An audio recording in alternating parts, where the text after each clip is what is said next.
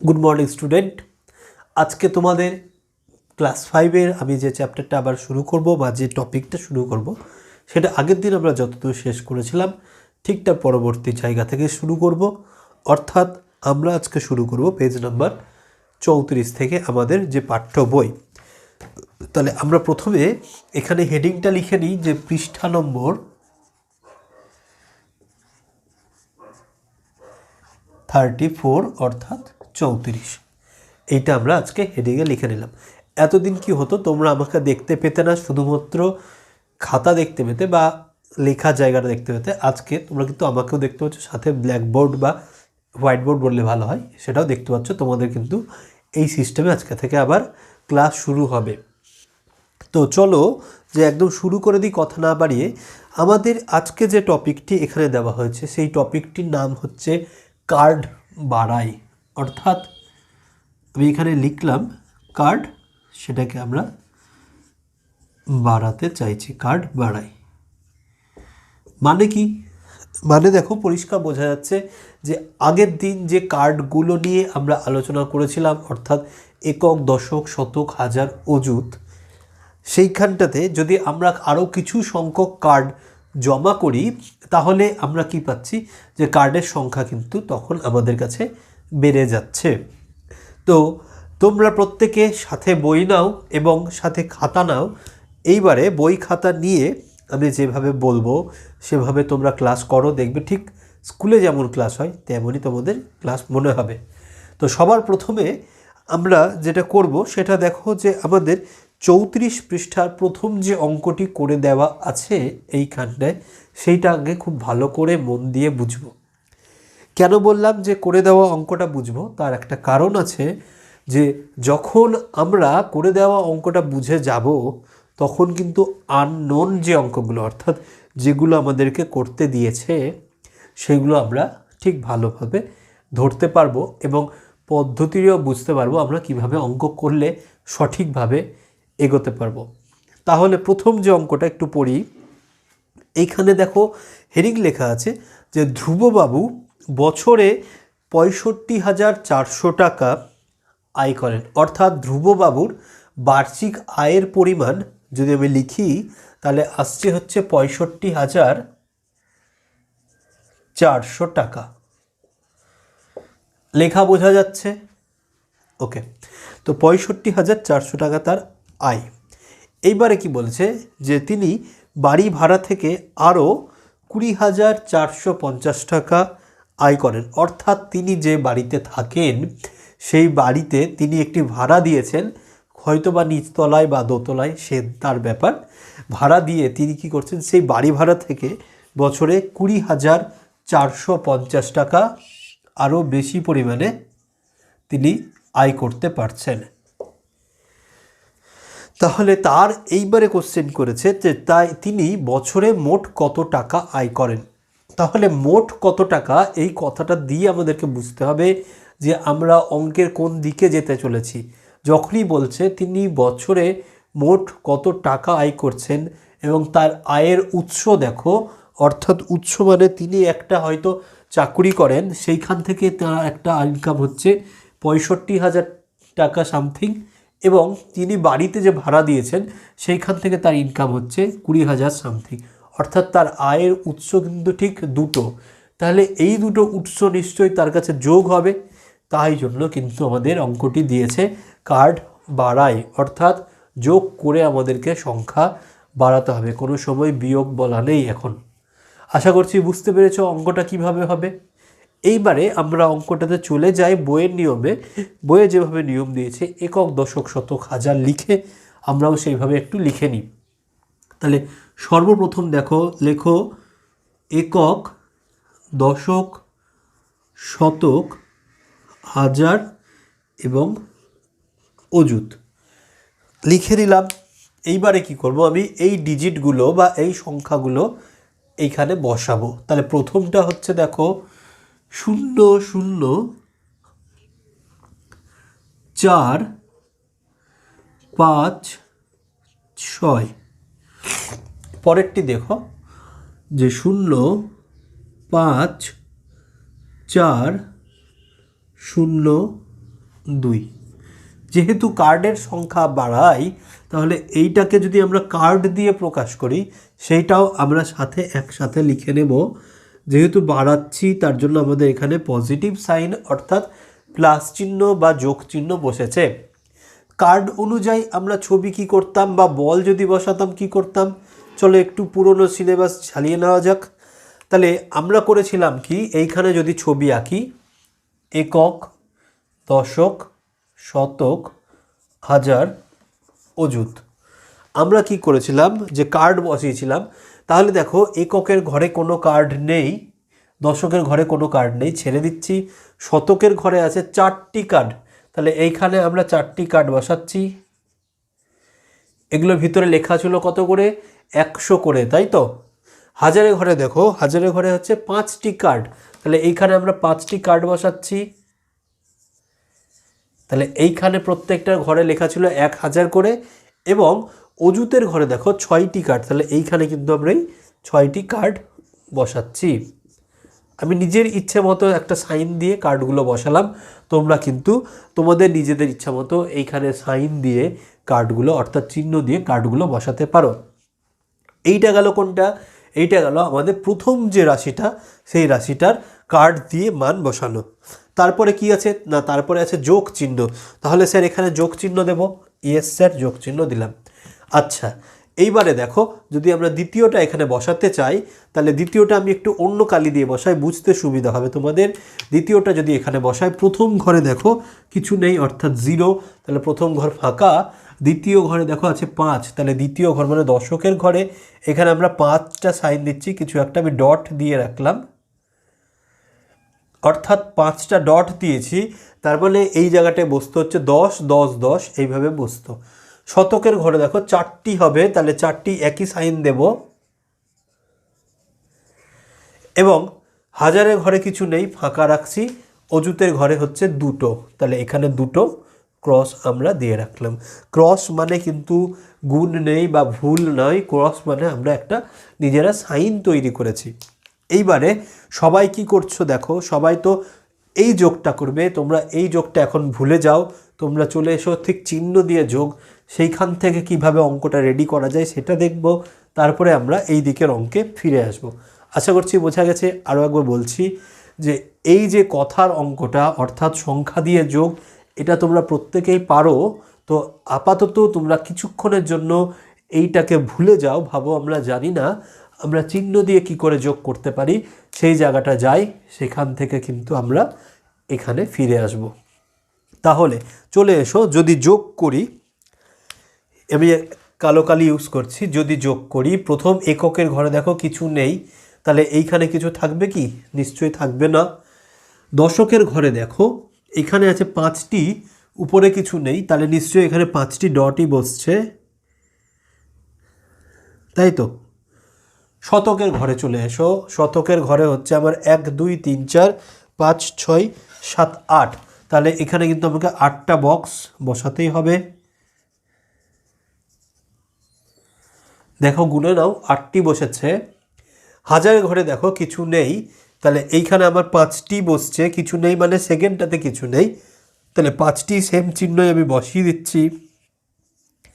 এবং অযুতের ঘরে দেখো এইখানে আছে 6টি, এখানে আছে 2টি, তাহলে এখানে 8টি চিহ্ন বসছে, 6 আর 2 8 যোগ করলে। এই গেল চিহ্নের সাহায্যে আমরা যোগ করলাম। এইবারে এই যে যোগফলটা রেডি করেছি চিহ্ন দিয়ে, এগুলোকে যদি আমরা গুণে সংখ্যা লিখে দিই, তাহলে যেটা অ্যান্সার হবে সেটাই কিন্তু এরও অ্যান্সার আসবে। একটু মন দিয়ে দেখো, ইন্টারেস্টিং একটা জিনিস, একটু অন্যভাবে বোঝাচ্ছি যে এইখানে আমরা চিহ্ন দিয়ে যোগ করেছি। এই যে চিহ্নগুলো দেখা যাচ্ছে, কোনোটায় ক্রস, কোনোটায় গোল, কোনোটায় ত্রিভুজ, কোনোটায় ডট, সেগুলোকে আমরা যদি নিচে সংখ্যা দিয়ে বসাই, তাহলে যেটা আসবে সেইটা কিন্তু আমাদের এই যোগফলটার মান আসবে। তাহলে বসাও, এইখানে দেখো কিছু নেই, তাহলে এইখানে চলে আসছে 0 অর্থাৎ 0। এইখানে দেখো আছে হচ্ছে 5, তাহলে এইখানে আমরা বসাবো হচ্ছে 5। নেক্সট দেখো এইখানে সংখ্যা চিহ্ন হচ্ছে 1, 2, 3, 4, 5, 6, 7, 8, তাহলে এইখানে বসে যাচ্ছে 8। আমি একটু ঘুরে এই দিক থেকে বলি সুবিধা হবে, তাহলে এইখানে বসে যাচ্ছে আমাদের 8।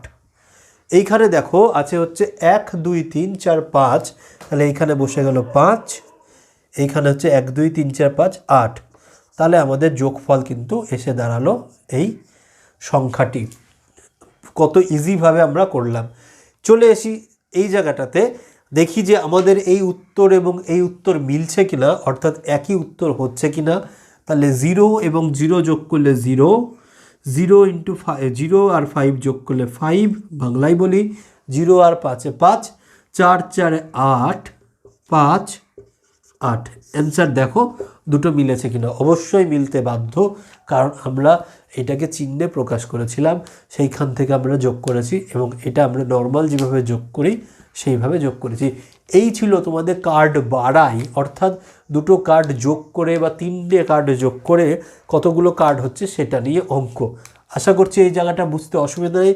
এটা তোমাদের উদাহরণ নম্বর 1 ছিল ধ্রুববাবু দিয়ে যে অঙ্কটি, সেটি কিন্তু তোমাদের এখন বোঝানো হলো। এরপরে আমি চলে যাব যে তোমাদের যেগুলো কাজ দেওয়া আছে অনুশীলনী, সেগুলো কিভাবে করবে সেগুলোর একটা করে অঙ্ক উদাহরণ তোমাদেরকে বুঝিয়ে দেবো, যাতে তোমরা সরাসরি করে নিতে পারো। আশা করছি ক্লিয়ার হয়ে গেছে। যদি কোনো অসুবিধা থাকে একটু দেখো, আশা করছি প্রত্যেকের কাছে জায়গাটা ক্লিয়ার হয়ে যাবে।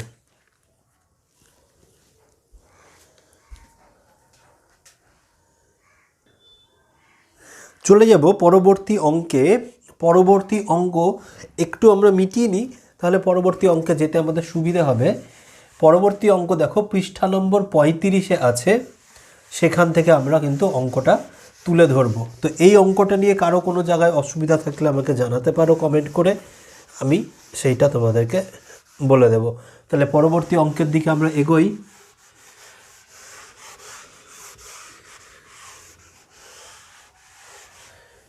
তাহলে পরবর্তী অঙ্ক দেখো, নাম্বার হচ্ছে 3 নম্বর অঙ্কটা, পেজ নম্বর হচ্ছে এখন লিখে নাও 35, অর্থাৎ 35 নম্বর পেজে 3 নম্বর যে অঙ্কটা বইয়ে দেওয়া আছে সেটা নিয়ে একটু আলোচনা করি।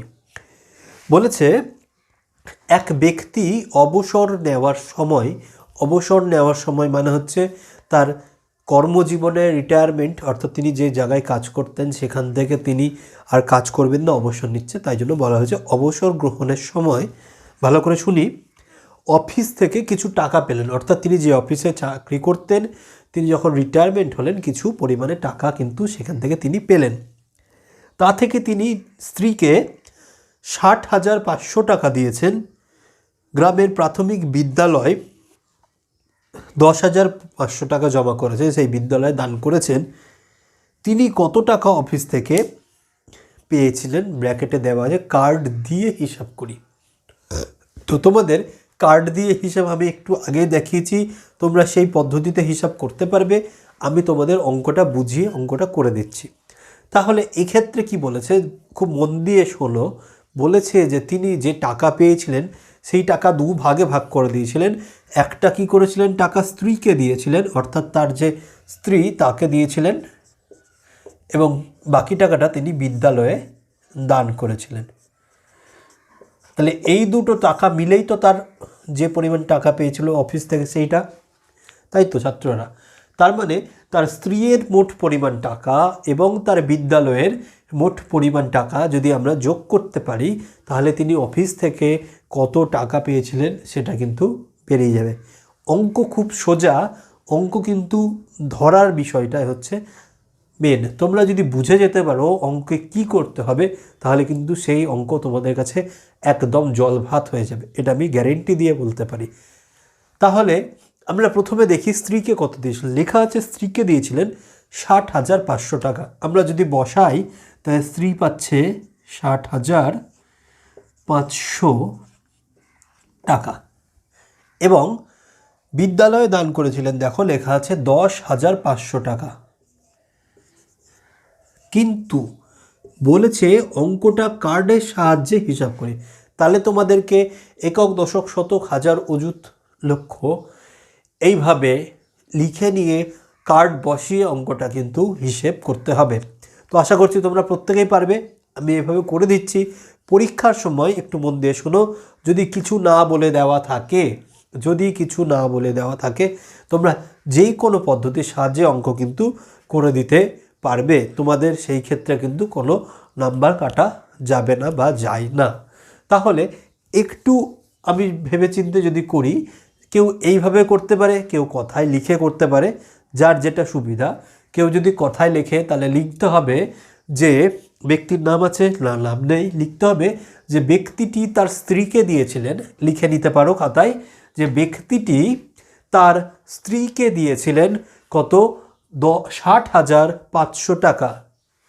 ঠিক তার নিচের লাইনে আমরা লিখব, তোমরা একটু লিখে নাও, আমি ওয়েট করি। বললাম ব্যক্তিটি তার স্ত্রীকে দিয়েছিলেন 60,500 টাকা। পরের লাইন লিখবে যে ব্যক্তিটি প্রাথমিক বিদ্যালয়ে দান করেছিলেন 10,500 টাকা।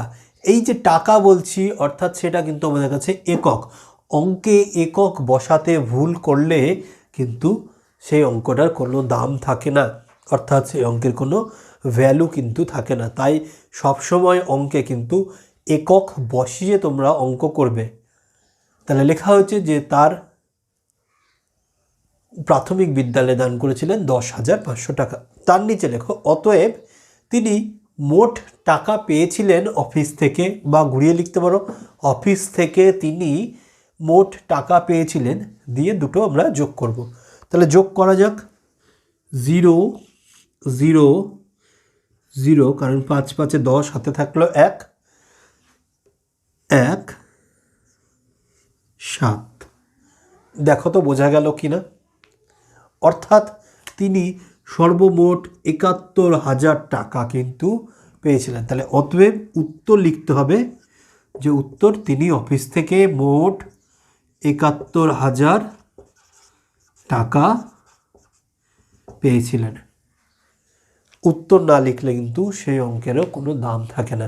এই দুটো কিন্তু খুব মাথায় রেখো, যখন আমরা অঙ্ক করব সেখানে একক দিতে হবে মাস্ট, এবং উত্তর আমাকে লিখতে হবে তার নিচে মাস্ট। ক্লিয়ার? তাহলে এই অঙ্কটা বুঝে নাও, করে নাও। পরবর্তী অঙ্কে যাব, কি বলছে সেখানে দেখা যাক।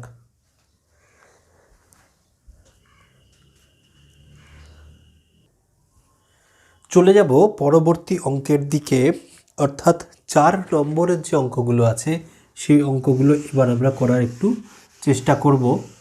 তো সেই অঙ্কগুলো একটু দেখো কিভাবে করতে হবে, এবং তোমাদের কাছে খুব ইজিভাবে কিন্তু 4-এর অঙ্কগুলো করা যাবে। পৃষ্ঠা নম্বর চেঞ্জ হচ্ছে, পৃষ্ঠা নম্বর লিখে নাও। পরবর্তী পৃষ্ঠা নম্বর হচ্ছে 36। তাহলে পৃষ্ঠা হয়ে গেল আমাদের এখন 36, অর্থাৎ 36। কি বলেছে একটু দেখি। 4-এর যে অঙ্কগুলো বলেছে খুব ইজি অঙ্কগুলো, জাস্ট যোগ করতে দিয়েছে। আশা করছি যোগ করতে কারো কোনো জায়গায় অসুবিধা হবে না। তোমরা 4-এর সবগুলো অঙ্ক নিজেরা করো, আমি সেখানে যাচ্ছি না। আমি চলে যাই 5 নম্বর এবং 6 নম্বর অঙ্ক কি বলেছে সেগুলোর দিকে একটু নজর দিই। তাহলে 4-এর অঙ্কগুলো সমস্ত কিন্তু তোমাদের কাছে HW দেওয়া থাকলো, যেহেতু সেগুলো শুধুমাত্র যোগ, আমি সেগুলো নিয়ে বেশি মাথা ঘামাচ্ছি না। 5-এ যাও, কি বলেছে দেখো। কোনো একটি সংখ্যা থেকে 3,402 বিয়োগ করায় 5 অঙ্কের ক্ষুদ্রতম সংখ্যা পাওয়া গিয়েছে, সংখ্যাটি কত? অর্থাৎ এইখানটাতে আমাদেরকে দুটো জিনিস মাথায় রাখতে হবে। এক হচ্ছে 5 অঙ্কের ক্ষুদ্রতম সংখ্যা কী জিনিস, এবং অঙ্কটাতে আমাদেরকে কি বলেছে একটু ভালো করে মাথায় রাখতে হবে। বলেছে যে কোনো একটি সংখ্যা থেকে, ধরলাম সংখ্যাটি হচ্ছে আমাদের এইটা, আমি একটা চিহ্ন দিয়ে লিখলাম। 5 নম্বর অঙ্কটা আমরা বোঝাচ্ছি। তাহলে বলেছে এই সংখ্যাটি থেকে 3,402 বিয়োগ করায় কি হচ্ছে না 5 অঙ্কের ক্ষুদ্রতম সংখ্যা আমরা পাচ্ছি। তো আমরা প্রত্যেকেই জানি 5 অঙ্কের ক্ষুদ্রতম সংখ্যা হচ্ছে 1,0,0,0, অর্থাৎ 1-এর পরে 4টা 0, দ্যাট ইজ 10,000। তাহলে আমাদেরকে বের করতে হবে এই চিহ্নটা, এইটাকে ভালো করে বুঝতে হবে কি বলেছে। অনেকে কিন্তু কি করে যে ভুল করে দিয়ে এইখান থেকে 3,402 বাদ দিয়ে দেয়, সেইটা কিন্তু হবে না। কেন? একটু দেখো, কারণ কথাটা বোঝো যে কোনো একটা সংখ্যা থেকে এই সংখ্যাটা বাদ দিয়ে আমরা 5 অঙ্কের ক্ষুদ্রতম সংখ্যা পেয়েছি। তাহলে যে সংখ্যাটা আমাদেরকে নির্ণয় করতে দিয়েছে সে অবশ্যই 10,000 অর্থাৎ 5 অঙ্কের ক্ষুদ্রতম সংখ্যা, তার থেকে বড় হবে একদম। এইবারে দেখো, তাহলে এই যে 10,000 এর সাথে যদি আমি এই সংখ্যাটা যোগ করে রাখি, তাহলে এই সংখ্যাটাই আবার বাদ দিলে 10,000 পাবো, অর্থাৎ 5 অঙ্কের ক্ষুদ্রতম সংখ্যা পাবো। তাহলে তো যোগফলটা যেটা হচ্ছে সেটাই আমাদের নির্দিষ্ট অ্যান্সার হয়। তাহলে অতএব নির্ণেয় সংখ্যা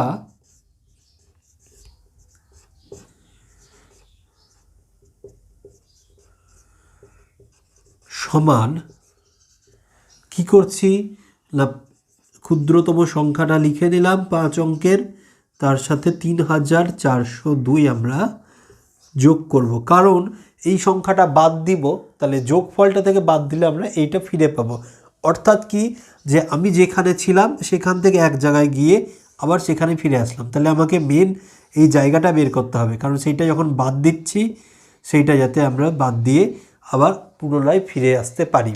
তাহলে যোগ করলে কত হচ্ছে দেখো, যোগ করলে হচ্ছে 2, 0, 4, 3, 1, অর্থাৎ 13,402 হচ্ছে নির্ণেয় সংখ্যা। কি বললাম, 13,402 হচ্ছে নির্ণেয় সংখ্যা, অর্থাৎ 13,402 থেকে 3,402 বাদ দিলে 5 অঙ্কের ক্ষুদ্রতম সংখ্যা আমরা পাই। খুব ইজি ছিল অঙ্কটা, যেহেতু করে দেওয়া নাই তাই আমি করে দিলাম। চলে যাবো 7 নম্বর অঙ্কে তোমাদের সুবিধের জন্য। তাহলে এটা মিটিয়ে দিচ্ছি। চলো 7 নম্বর অঙ্ক দেখো কি বলেছে, সেখানে আমরা যাই। বলেছে বিদ্যালয়ের পাঠাগারের জন্য, তাহলে এটা বাদ গেল। 7 নম্বর, বিদ্যালয়ের পাঠাগারের জন্য 225 টাকা মূল্যের 221টি বই এবং 150 টাকা মূল্যের 80টি বই এবং 50 টাকা মূল্যের 70টি বই কেনা হয়েছে। মোট কত টাকার বই কেনা হয়েছে? এইটার অঙ্ক কিন্তু খুব ভাইটাল এবং ভালো করে বোঝো। তার মানে একটু যদি ভেঙে বলি, 225 টাকা মূল্যের 221টি বই, তার মানে একটি বইয়ের দামই হচ্ছে 225 টাকা। আমি যদি দোকান থেকে আরও একটি বই কিনি একই দামের, তাহলে দাম পড়বে 225 যোগ 225, আরও একটি কিনলে এইভাবে, তাই তো? তাহলে এইভাবে যদি আমি 221 বার যোগ করি, তাহলে আমি হচ্ছে 221টি বইয়ের মোট মূল্য পেয়ে যাব। কিন্তু যোগ তো এতবার কেউ করে না, সেই জন্য একটা নতুন নিয়ম আবিষ্কার হয়েছিল। গণিতজ্ঞরা তখন একটা নতুন নিয়ম আবিষ্কার করেছিল, যার নাম হচ্ছে গুণ। অর্থাৎ আমরা যেটা বারবার বারবার বারবার যোগ করছি তা না করে সেই সংখ্যা দুটোকে যদি আমি গুণ করে দিই, তাহলে কিন্তু নির্দিষ্ট অ্যান্সার আমরা ফিরে পাবো। তাহলে যদি অঙ্কটা একটু অন্যভাবে করি, তোমরা লিখতে পারো যে একটি বইয়ের মূল্য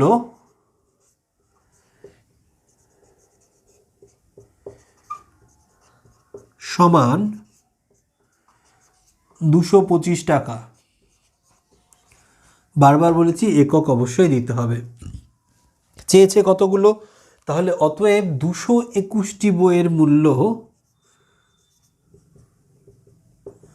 সমান কি হবে না, এই জায়গাটায় কিন্তু গুণ হয়ে যাবে।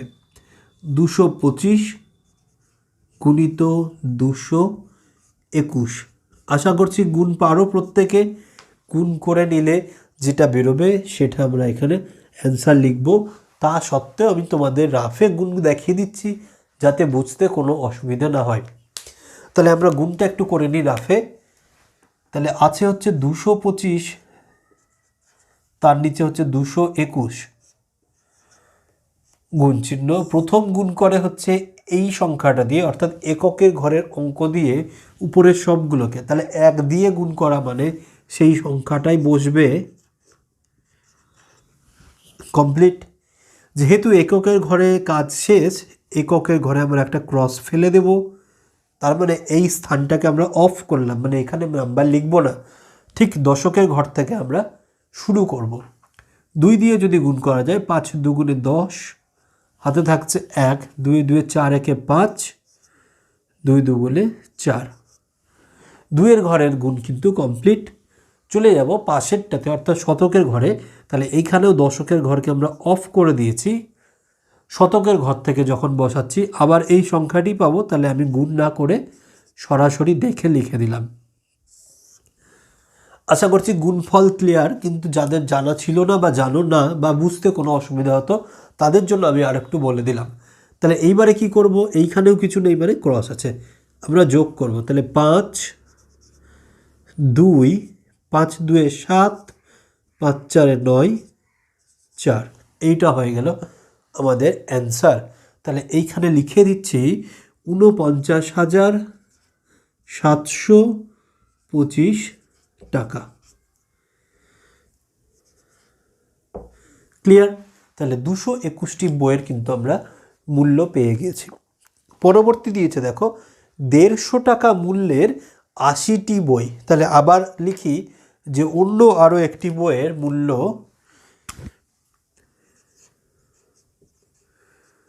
অন্য বা অপর লিখতে পারো, অপর একটি বইয়ের মূল্য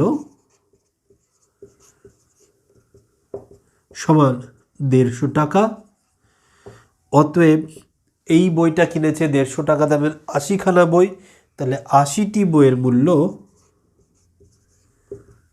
সমান 150 গুণিত 80 টাকা। এই গুণ কিভাবে হয়, এই 15কে 8 দিয়ে গুণ করব তাহলেই হয়ে যাবে।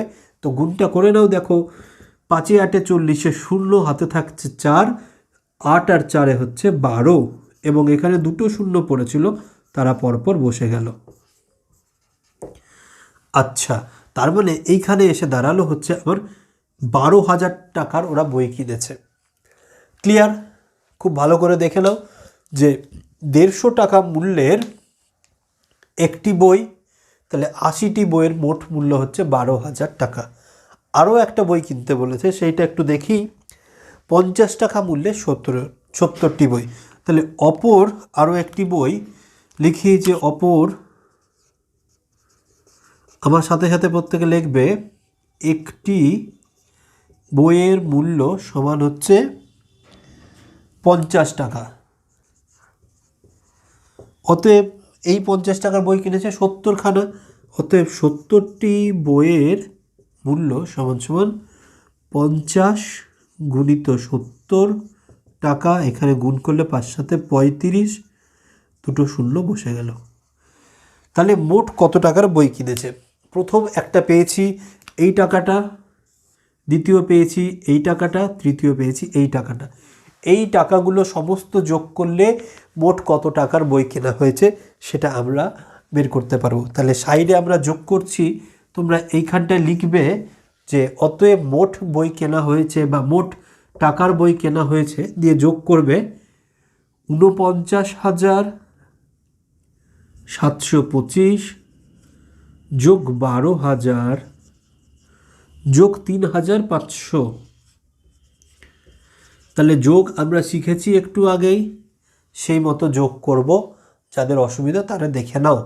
তাহলে এইখানে 5 0 0 5, 2 0 0 2, 7 5 12 হাতে থাকছে 1, 9 আর 5 14, 1 15 হাতে থাকলো 1, 5 1 6। তাহলে মোট 65,225 টাকার বই কেনা হয়েছে। দেখো ক্লিয়ার কিনা যে মোট 65,225 টাকার কিন্তু বই কেনা হয়েছে। টোটাল অঙ্কটা সুন্দরভাবে তোমাদের করে দিয়েছি, কোনো জায়গায় অসুবিধা না থাকতে পারে, যার জন্য আমি পুরোটা করলাম। তোমরা একটু দেখে নাও কারো কোনো জায়গায় অসুবিধা আছে কিনা, এবং অ্যান্সার হয়তো এটাই হবে। যদি আমার কোনো জায়গায় ক্যালকুলেশনে ভুল হয় যোগে বা গুণে, তোমরা সেটা নিজেদের মতো করে ঠিক করে নিও। হতেই পারে ভুল, তোমরা নিজেরা ঠিক করে নেবে। তোমরা প্রসেসটা বুঝে নাও যে ঠিক আছে কি না।